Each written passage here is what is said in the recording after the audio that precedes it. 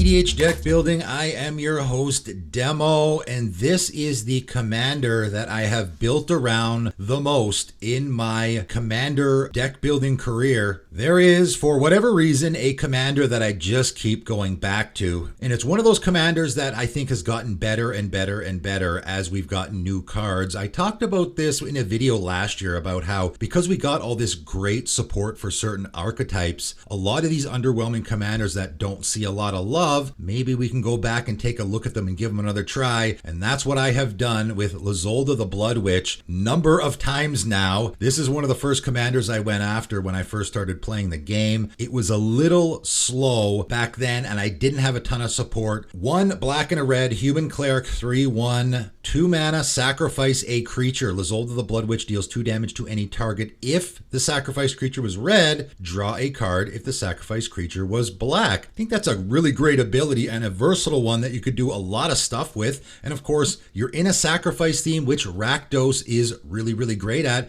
And we've gotten so much support recently for that. Now, when I originally made this deck, we didn't have a ton of support. I still thought it was an interesting commander. I have a creature like an Anethemancer, for example, 1 black and a red zombie wizard 2/2. When it enters the battlefield, deals damage to target player equal to the number of non-basic lands that player controls. This is a perfect fit in this deck, in my opinion, because it is both a black and red creature, right? And your commander wants you to be sacrificing creatures that are both black and red, because then you will get the 2 damage and you will also get that card draw effect. And of course, our Anethemancer having a ETB, we don't really care that it dies. It comes into play, we get its effect, then we can sacrifice it. And it also has Unearth, 5 black and a red, so we can unearth it later in the game as well. Deathbringer Thoctor, a fantastic fit in this deck. 4 black and a red zombie beast 3/3. Whenever another creature dies, which is going to be happening a lot on our side of the board, but also for our opponents as well, you're going to put a +1/+1 counter on Deathbringer Thoctor. Remove a +1/+1 counter from it, and it deals 1 damage to any target. And that's a great addition in this deck, but it's particularly good because we're also going in the direction of, I'm going to give my commander Death Touch like a Basilisk Collar, right? So that's sort of the secondary theme of the deck, is I have a bunch of creatures that are throwing damage around, and I have Basilisk Collar type of effects that is going to give me an extra advantage there, right? So if my Basilisk Collar is on my commander, obviously, it's going to have Death Touch and Lifelink, so any creature I deal damage to with this ability is just going to die, and on top of that, I'm going to gain some life as well. So I thought there was some interesting things you could do with this commander,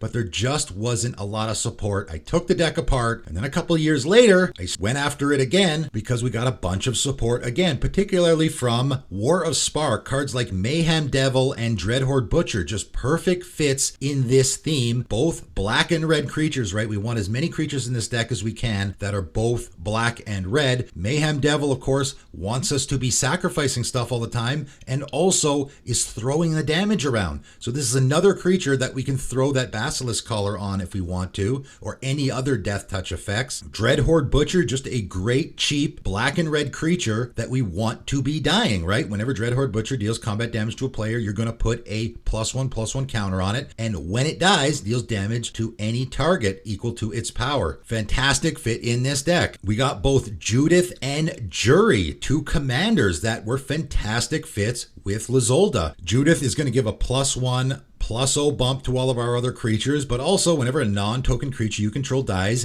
deals 1 damage to any target. So again, wants our creatures to be dying, also throwing that damage around. Jury, whenever you sacrifice a permanent, put a +1/+1 counter on it. So of course, we're doing lots of sacrificing. Also, when it dies, deals damage equal to its power to any target. So another cheap black and red creature that wants to be sacrificed. Zagreus Thief of Heartbeats, I thought was a phenomenal fit here. 4 black and a red Vampire Rogue 4/4. This spell costs 1 last to cast for each creature in your party, has Flying, Death Touch, and Haste, but most importantly, other creatures you control have Death Touch. So this is just going to give Death Touch to all our creatures. So our commander, fantastic. All those other creatures that are throwing damage around are just going to be killing creatures every time they do so. So that was a great fit in the deck. Obosh, the Prey Piercer, I thought was a great fit here because If a source you control with an odd converted mana cost would deal damage to a permanent or player, it deals double that damage instead. And of course, our commander is an odd mana value, costs 3, right? So now our commander is going to be doing double damage. Gift of Doom was just an absolute slam dunk with a Lyzolda. And if you are making a Lyzolda deck yourself, this card's got to go in there. I really think this is a super underrated card in the format in general. 4 and a black enchantment or enchant creature. Enchanted creature has Death Touch and Indestructible. So of course, the indestructible part obviously is a phenomenal fit with any commander. It's going to keep your commander from dying with regards to a lot of the removal in the format, but it's also giving the Death Touch. This really is giving us exactly what we want on our commander. But then on top of that, you can cast this as a morph creature, right? For 3 mana, we can put this on the battlefield, and the morph cost is sacrifice a creature. And guess what? We're in the sacrifice theme already. So when I saw this, I thought it was a slam dunk with Lyzolda.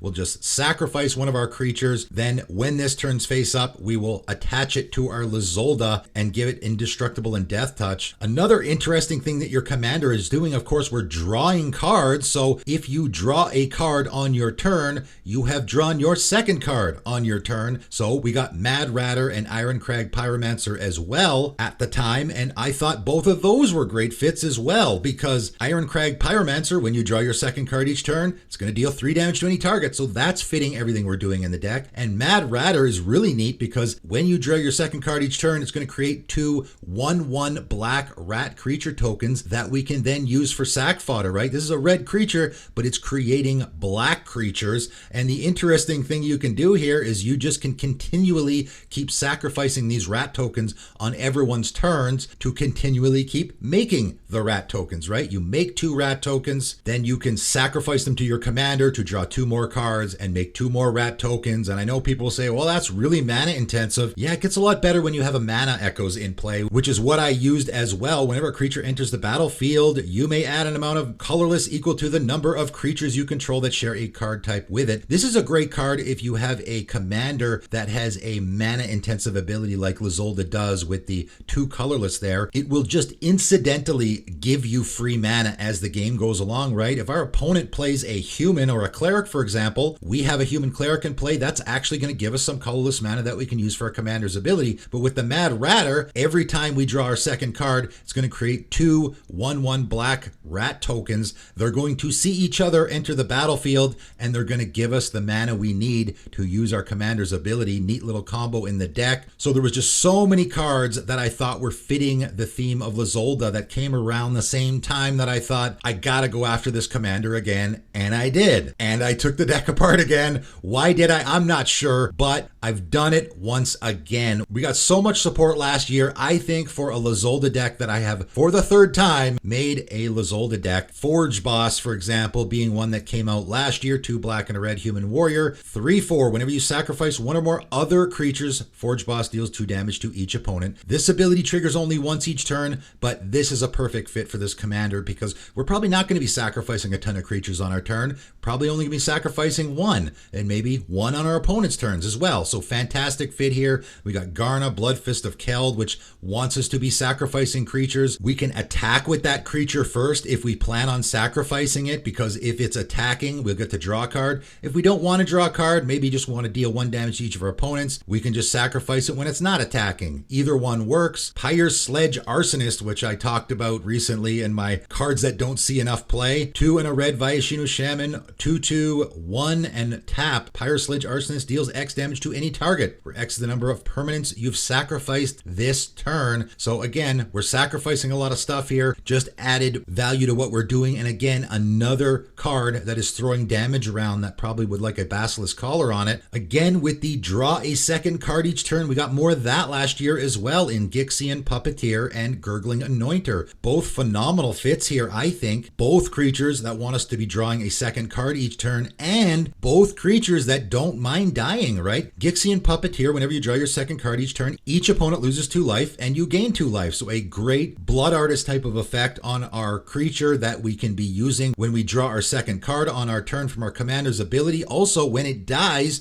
return another target creature with mana value 3 or less from your graveyard to the battlefield. Hey, I like that mana value 3 or less. That includes our commander. So we can get our commander out of the graveyard with this and a whole lot of other creatures in the deck. Gurgling Anointer, when you draw your second card each each turn, you're going to put a +1/+1 counter on it. And when it dies, return another target creature with mana value less than or equal to Gurgling Anointer's power from your graveyard to the battlefield. So another recursion effect stapled on a creature. It's just going to be getting bigger. We can sacrifice it at any time to get our commander back or any other creature we want out of the graveyard. Fantastic fit. And we also got Sanguinary Priest from the Warhammer 40k commander set. 3 and a black, Astartes Cleric, 2/4 with lifelink. When another creature you control dies, Sanguinary Priest deals 1 damage to any target. So it is doing that sort of Blood Artist effect, but it is doing it in damage form, right? Unlike Blood Artist, which is draining your opponents, this is actually throwing damage around, which again fits really nicely with that Death Touch Basilisk Collar theme. So another fantastic fit. So there's so much support here for this commander. I had to go after it again. 3 times I have now built a deck with this commander. Am I going to keep the deck this time? Only time will tell. If you guys at all are interested in this commander or in the deck I have built, I know I will have people asking. The deck list indeed is in the description below. Feel free to check it out if you're interested in this. I think it's a pretty neat commander. Lots of great support here. Really interesting deck. Check it out if you want to. But that is it for today. And thanks for tuning in.